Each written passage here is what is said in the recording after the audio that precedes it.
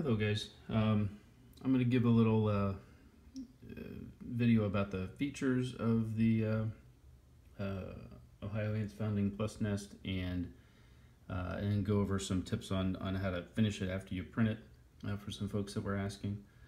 Feature wise, we'll start with the bottom. You can see there's a circular indentation in the bottom. I use that to put these little Velcro discs on there to affix these things because they're pretty small and they bounce around easy, so it affixes them to the table surface, but it doesn't ruin the table surface. So that's what that is. You can get those at Walmart, super cheap. And then there's a groove for the heating cable right there. Ends up looking like that when it's used. And some species like it really warm. It gets pretty warm on that side, so for species that don't like it as warm, I run the cable kind of outside the nest rather than in the groove like there. And for species that like it warmer, I'll put it actually through the groove. So that's what the bottom is.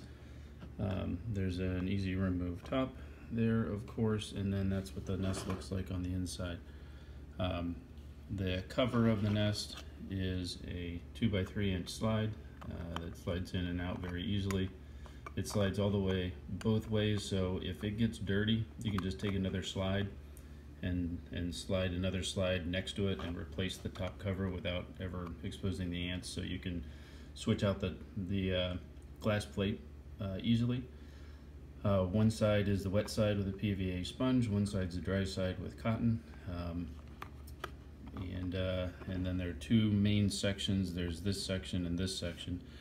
The nest is a dual function. The first function is to found a queen in there. If you're going to use this, you can use it just as a small nest for ants, but if you're going to found a queen in it, what you want to do is put this cotton plug in right here and found them in this area right here, which is small and tight.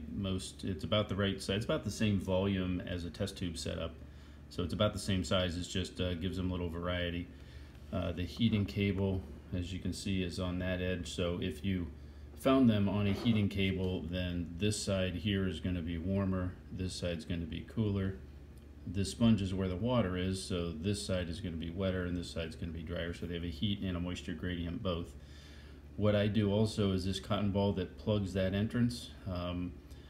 This is a founding chamber here, and then once nanitics arrive, you can just slide this back here, get some tweezers or whatnot, or don't even need them, and pull that cotton out, slide it back, and then it's a small nest. And you never have to move them from their original founding container to a nest. And then there's a port right there that fits a 1/2 inch tube.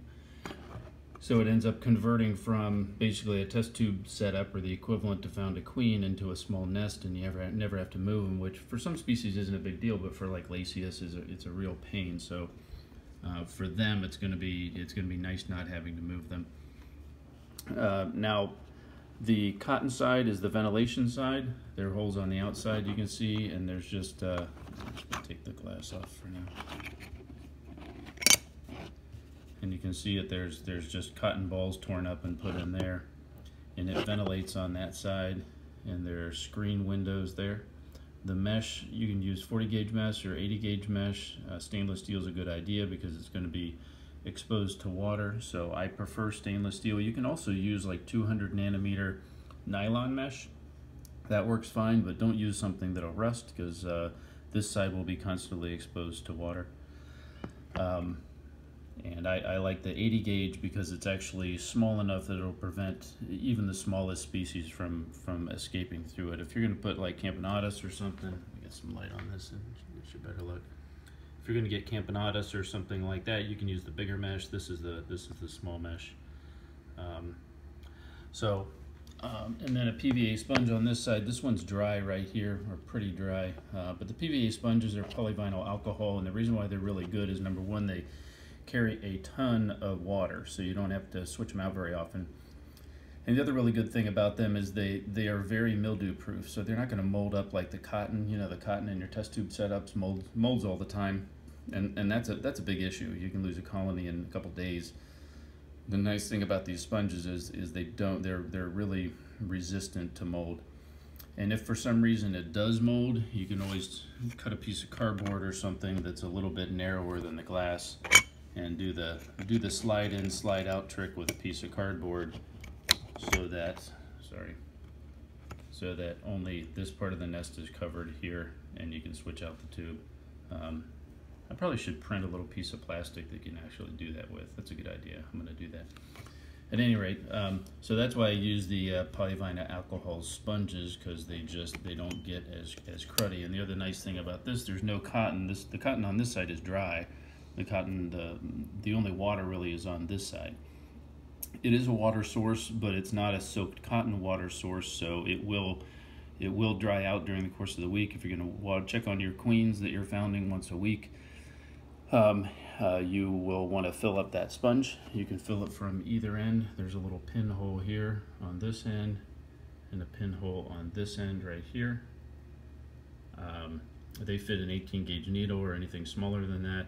And then that little slot underneath is actually a little bit lower than those windows. So if you overfill it and there's pooled water in the bottom of that sponge compartment and it starts to rise up, it'll dribble out there before it dribbles into the nest there.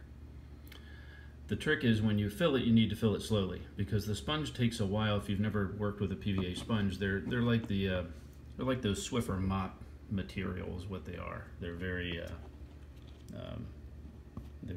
dense, but they're very spongy, and they take a while to get soaked. So you need to, if it's dry, you need to dribble the water in very slowly. And if you dribble it in slowly, it'll dribble out this slot before it floods the nest. The other thing is, if you're going to found a queen in there, this little cotton ball right there, since the water source here will dry up over the course of the week and they don't have a water source like in a test tube setup, I soak this cotton ball. So what I do is every week, when I check on the queen, I slide this, dribble some water on that so that it soaks, because the queen's in this area, remember. So I slide that out. She's still covered. She can't get out. She hates you for about 30 seconds. Soak this cotton right here. It'll percolate through. It'll capillary into that area. So this cotton ball ends up being a water source. You don't want that long term because it'll mold and fungus and all that. But for the founding stage in the first few weeks, that's fine, because as soon as she gets to nitix and you pull this plug out, there's going to be a water source in the outworld for them. So that's not a big deal. But that's a good stopgap while they're founding. And then of course there's the cap that covers it all up. I think those are all the features. I think that's it. So I've printed a bunch of these, as you can see, there and there in my whole room. I've tested them a whole bunch and they work really well. I wanted to make a couple comments about construction. PVA sponges, you can buy them in little blocks. They're often sold as like car washing sponges, and they cost like $6 to $8 each, which is a lot, but you probably get like 30 of these. When you cut them up, you get about 30 of these. I just cut them up with an X-Acto knife. Well, you get about 30 of those. Cotton balls are cheap, of course. And then the stainless steel mesh. This is 40 gauge right here. I have 80 gauge. I just don't have a piece cut. I cut it to the exact right size. Here's one that's not made right here. Here's one that's not been fixed yet. When it first comes off print, there's going to be, actually I've already cleaned these up. I should have left one uncleaned. But when it first comes off print, these windows often have little gnarls on them or whatnot, depending on the quality of your printer. I got a pretty good printer, but I still get them too. So you want to take some tweezers and knock them off, because you want this surface right here, where the pad of my finger is, smooth, because you're going to cut a piece of stainless or a piece of nylon or some kind of mesh of some kind. You're going to cut it like this, and you're going to, I'm going to turn this up. Hard to do, hold the camera and do all this, and you're going to slide it in like this. So that's pretty straight right there. Bend it, if you're using metal and not nylon mesh, bend it so that it's perfectly flat. And then you need to cement it in place somehow, and basically you're going to go, the light in here better.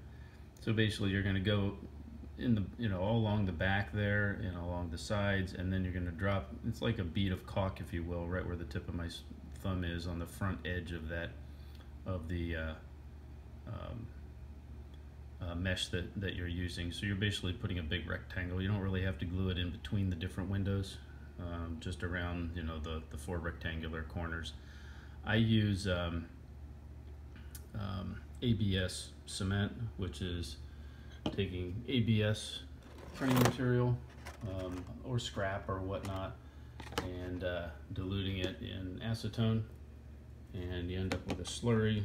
And this is not diluted, but it ends up looking like this. This is too thick, you need to add some, but this is, and then pull it up into a syringe. I pull it up into a syringe, and then I squirt it, you know, in that rectangular pattern in there. And when the acetone evaporates, which is 5 or 10 minutes, then the plastic actually bonds through the entire grid onto whatever plastic you printed the nest out of. So it ends up being like incredibly permanent. So this nest will tolerate vigorous scrubbing and cleaning, and what should be reusable for literally years. You can certainly glue that in place with whatever you want, whatever you choose. I would suggest that you make it, whatever it is, be water resistant, because one of those meshes is going to be sitting on the cotton 24/7. So you need some kind of cement that's water resistant at least, or you're going to be re-gluing it frequently and you're going to have ants get out. So that's really it. So you put the mesh on this side, and then you're going to need to put the mesh on the other side too.